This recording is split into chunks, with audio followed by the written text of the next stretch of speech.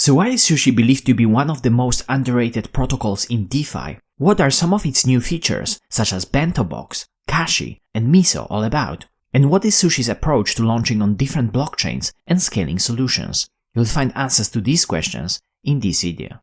Before we begin, if you want to learn more about decentralized finance and the technology behind it, make sure you subscribe to my channel, hit the bell icon, and enable all notifications. You can also consider supporting us on Patreon and joining our DeFi community on Discord. Let's start with a bit of background.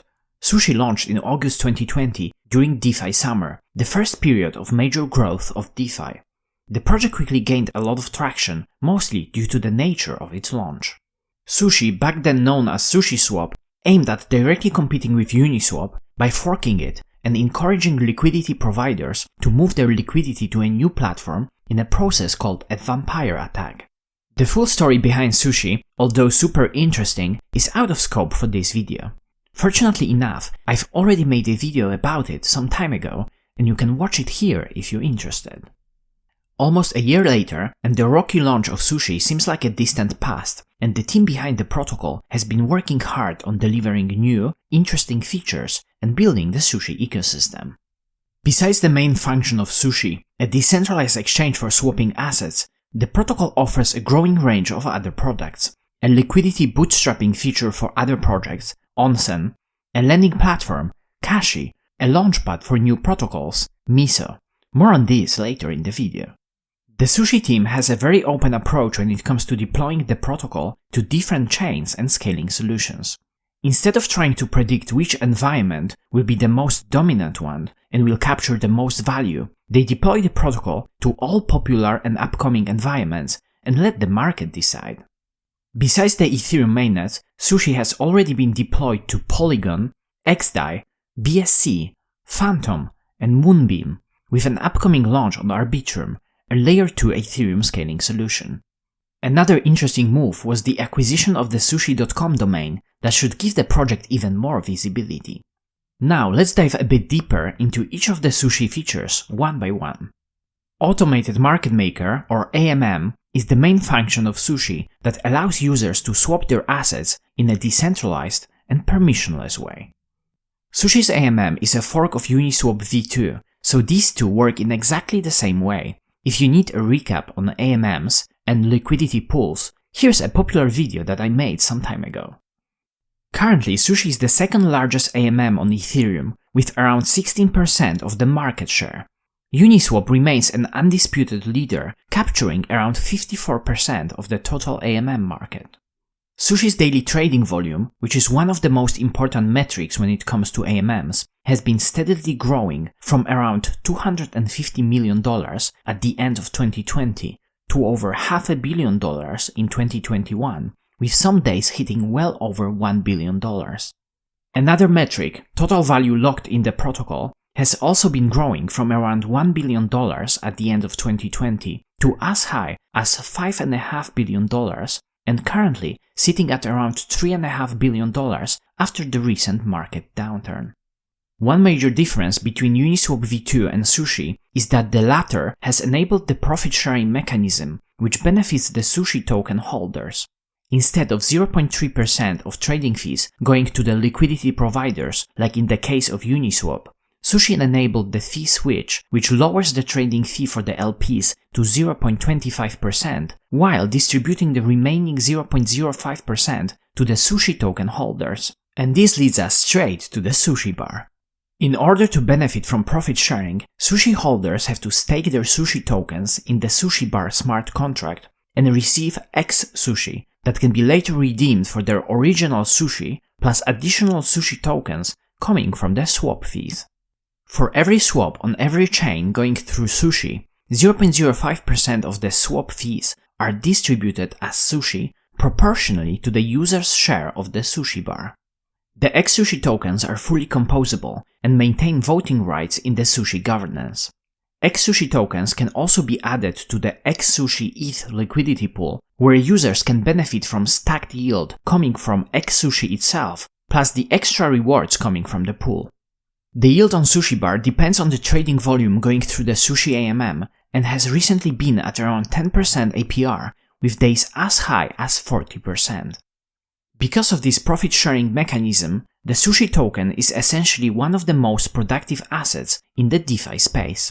In contrast to many other tokens, driven mostly by speculation, Sushi tokens should better represent the actual value of the Sushi protocol. Time for another Sushi feature also connected to the Sushi token, Onsen. Onsen is a liquidity incentive system that accelerates new projects by providing extra rewards in the form of Sushi tokens. Projects selected to be on Onsen are given a certain allocation of Sushi tokens to incentivize liquidity provisioning for their own token. This means that the projects themselves don't have to distribute their own token through liquidity mining, and they can still benefit from incentivized liquidity. This is really useful for new projects that very often struggle to bootstrap liquidity, especially if they don't want to initially distribute large amounts of their own tokens.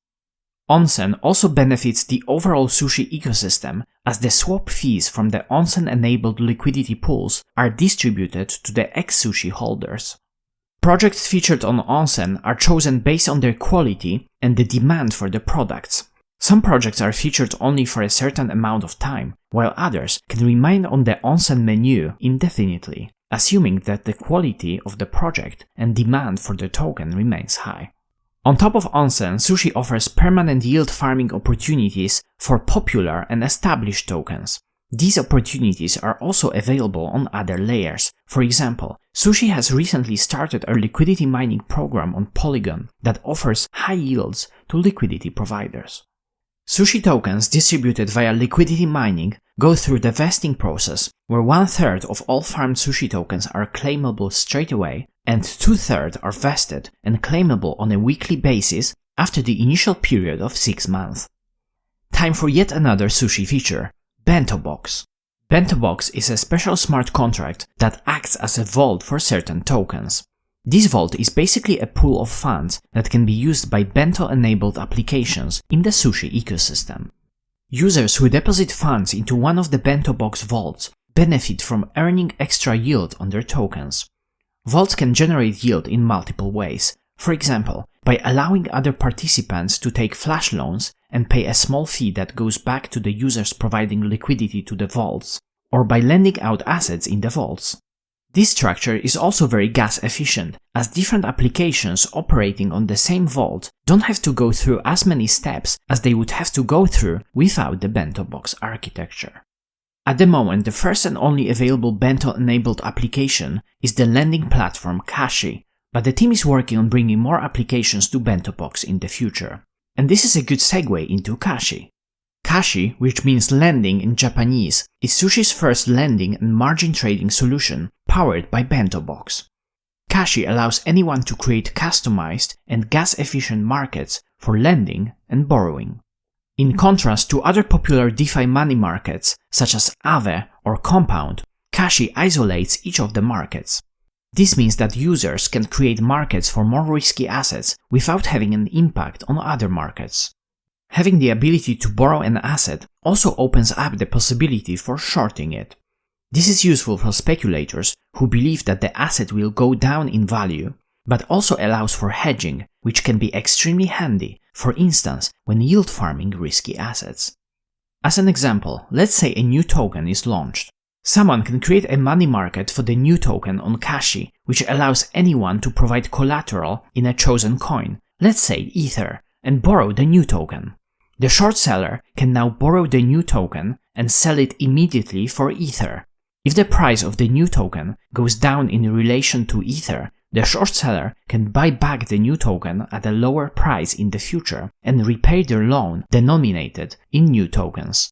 The main caveat is that in order to create a money market for a new token, there has to be a reliable price oracle available.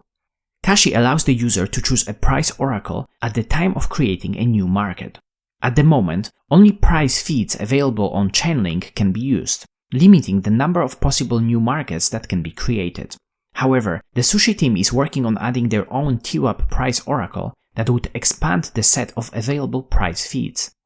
Adding a new risky asset to one of the existing money markets would threaten the solvency of the whole protocol.